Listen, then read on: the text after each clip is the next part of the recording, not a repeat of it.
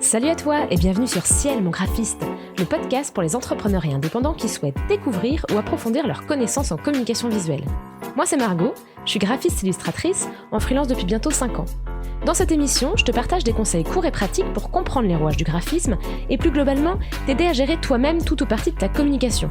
Tu pourras apprendre à optimiser tes outils et supports, à mieux valoriser ton engagement à travers ton univers graphique ou tout simplement gérer ta communication de façon simple et sereine au quotidien. Et comme je crois fermement en une communication et un graphisme responsable, je te partagerai aussi des astuces pour réduire l'impact de ta communication sur l'environnement et l'humain. Il ne me reste plus qu'à te souhaiter une bonne écoute. Charte graphique, identité visuelle. Est-ce que pour toi c'est la même chose ? Personnellement, je remarque souvent une confusion entre les deux, donc j'ai pensé que ce serait intéressant de consacrer un épisode à décortiquer un petit peu ce qu'on trouve dans une charte graphique pour chercher à comprendre son intérêt. Car s'il s'agit d'un document très important pour une marque, tu as peut-être du mal à comprendre les bénéfices que tu pourrais en tirer en tant qu'auto-entrepreneur qui gère toi-même ta communication. D'ailleurs, peut-être as-tu déjà fait rédiger une charte graphique au moment de créer ton identité visuelle, mais qu'elle dort au fond d'un fichier, de sous-fichiers sur ton ordinateur et que tu ne la consultes quasiment jamais. Ou au contraire, tu n'en as pas et tu te demandes s'il serait pertinent d'en créer une. L'objectif de cet épisode, c'est donc de voir ensemble ce qu'est une charte graphique pour ensuite se pencher sur les bénéfices qu'elle peut apporter à ton image de marque. Cela t'aidera à savoir si tu as besoin d'en faire créer une ou si tu peux t'en passer. Mais aussi, le cas échéant, de cibler ce que tu aurais besoin d'y voir apparaître parce que tu vas le voir, une charte graphique, ça s'adapte en fonction de chaque projet. Comment est-ce qu'on pourrait définir simplement la charte graphique ? En fait, il s'agit d'un document qui regroupe des règles pour uniformiser le style de ta marque.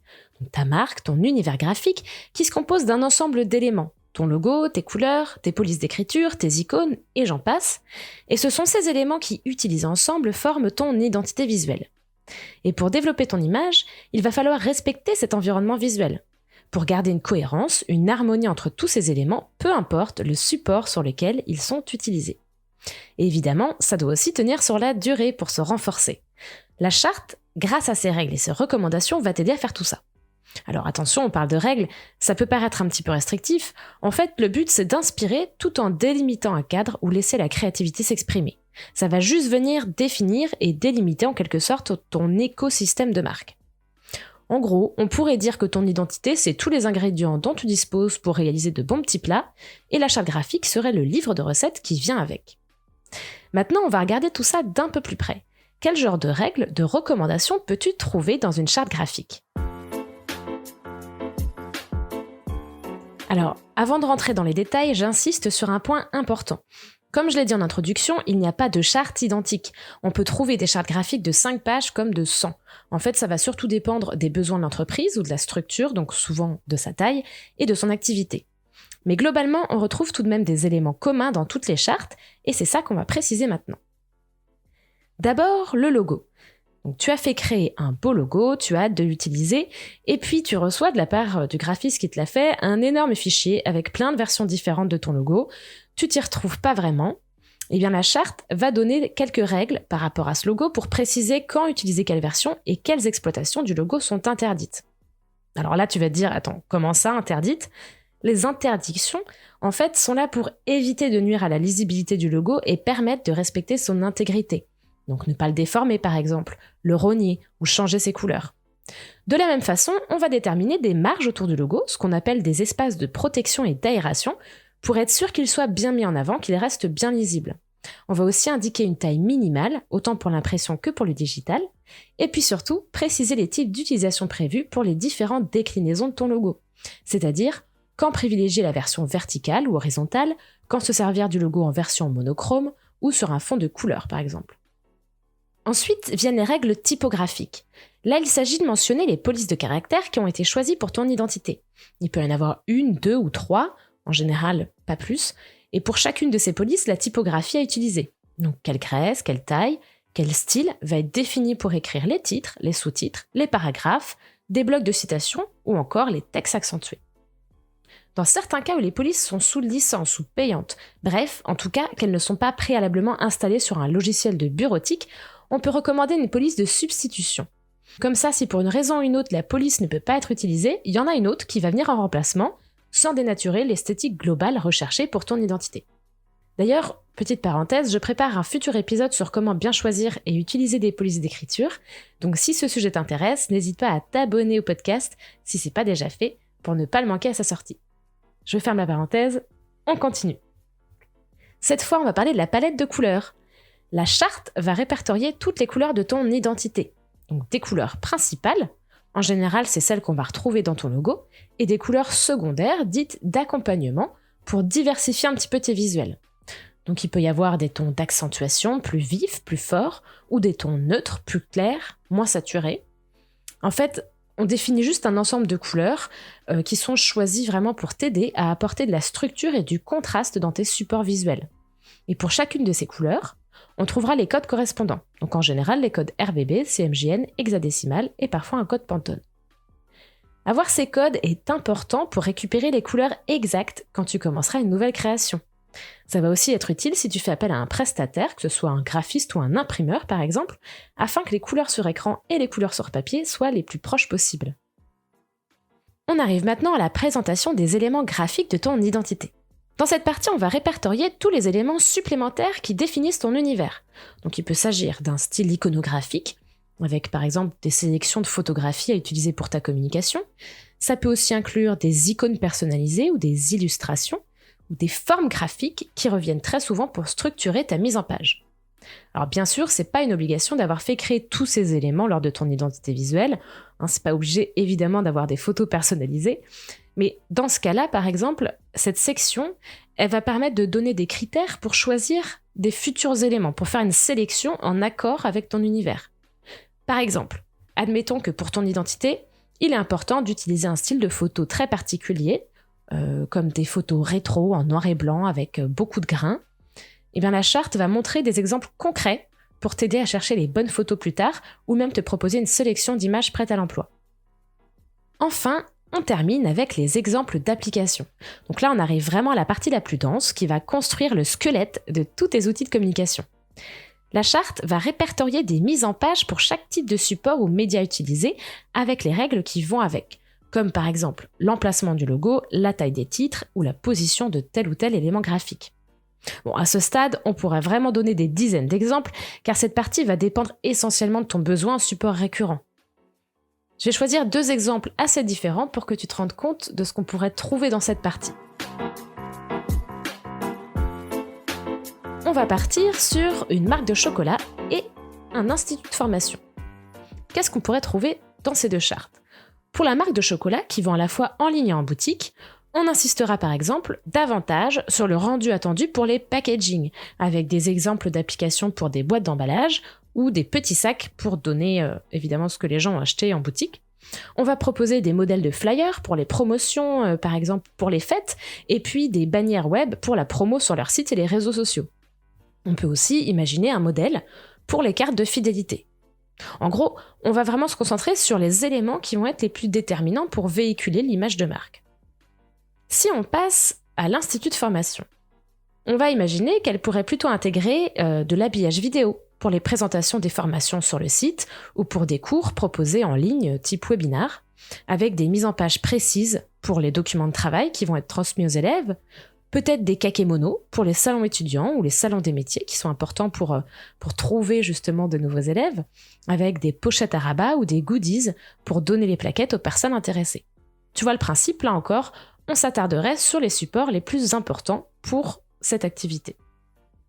Tout ça, c'était la première partie de cet épisode qui permet déjà de te donner une meilleure idée de ce qu'on peut trouver dans une charte graphique. Tu dois donc peut-être plus facilement te projeter sur ce que ta propre charte devrait contenir. Il est temps de s'intéresser aux bénéfices que peut apporter une charte et par la même occasion de voir si cela peut être intéressant pour toi d'en créer une. Quel est donc l'intérêt d'avoir une charte graphique pour ton identité de marque ? Tu peux te demander à quoi ça va bien te servir si tu possèdes déjà tous les éléments qui composent ton identité visuelle, ou si justement tu as seulement fait créer un logo et que tu te débrouilles très bien avec. Moi je vais m'attarder principalement sur les avantages qui vont répondre à des problématiques que tu peux rencontrer en tant qu'auto-entrepreneur. L'avantage premier d'une charte, surtout si tu gères toi-même ta communication et que tu débutes un petit peu dans tout ça, c'est de servir de guide de prise en main pour ton identité visuelle. C'est comme un manuel des bonnes pratiques qui vont la faire vivre et la faire perdurer. Du coup, c'est intéressant d'essayer de noter si tu as des difficultés qui reviennent souvent dans ta conception de support et de visuel. Par exemple, si tu as du mal à faire des mises en page claires et attractives pour des documents, à garder une cohérence entre tous les supports que tu crées, à jongler entre différents formats de support justement, ou si tu as du mal à trouver des illustrants qui te conviennent, avec des photos, des illustrations, des schémas, hein. Et dans ces cas-là, peut-être qu'il serait utile pour toi d'avoir un fil rouge, un guide de référence pour t'accompagner au jour le jour. Donc si tu te retrouves dans ce que je viens de dire, effectivement, une charte graphique pourrait t'aider à prendre en main tes outils, en délimitant les possibles pour tes créations, et puis en venant poser des bases pour t'inspirer plus facilement.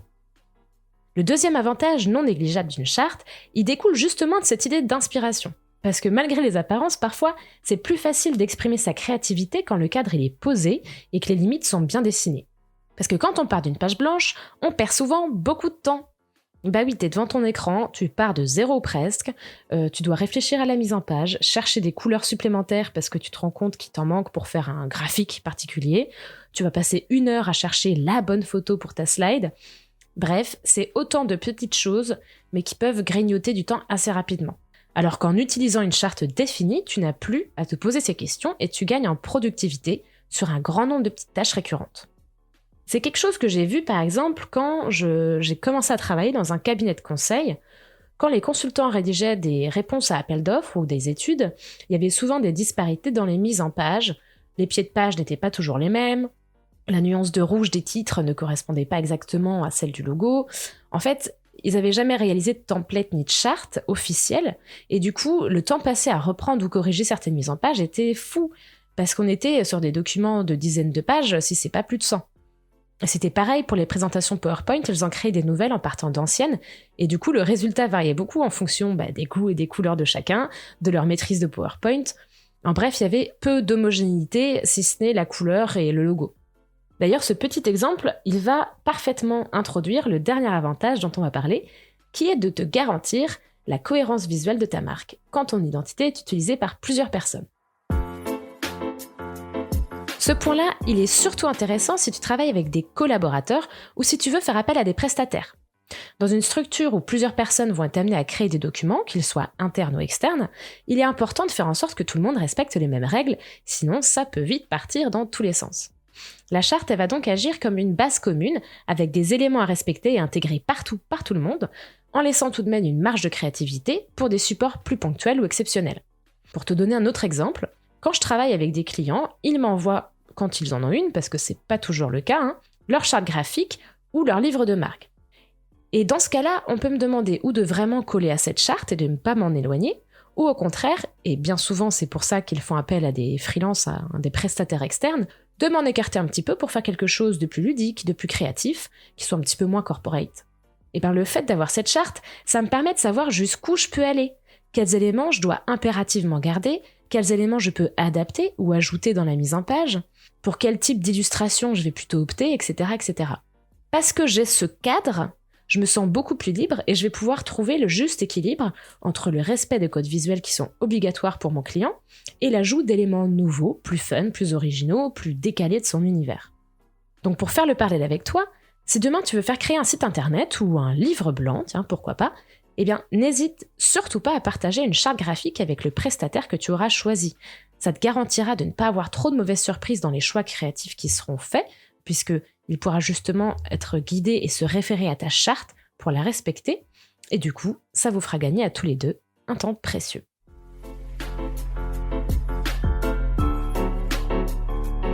On arrive à la fin de cet épisode. Je vais donc résumer les points importants à retenir.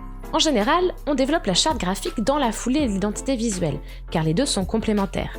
Et comme l'identité, la charte va évoluer et doit être mise à jour car c'est un document vivant. Il ne faut pas hésiter à la partager, c'est pas du tout un dossier secret.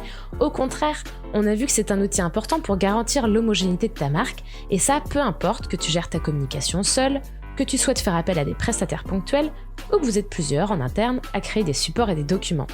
Ta charte va t'aider à faire vivre ton identité visuelle et à la renforcer. Mais sur des aspects plus techniques, on l'a vu, elle permet aussi de gagner un temps précieux dans la conception de tes supports. En conclusion, même si elle n'est pas indispensable pour un auto-entrepreneur, je te conseille tout de même d'y réfléchir au fur et à mesure que ta communication et que ton activité se développent. Tu peux déléguer cette partie à un graphiste ou créer toi-même un document pour poser les choses en reprenant les différentes parties qu'on a mentionnées dans cet épisode. Tu peux même en rajouter si elles sont pertinentes pour toi. Ça va vraiment te permettre de ne pas t'éparpiller au fur et à mesure de tes créations, en quelque sorte d'avoir un fil rouge pour conserver et renforcer dans le temps tous les éléments qui forment ton univers visuel. J'espère que cet épisode t'a plu. Si c'est le cas, abonne-toi, fais-en profiter les autres ou bien partage-moi tes réactions. À bientôt!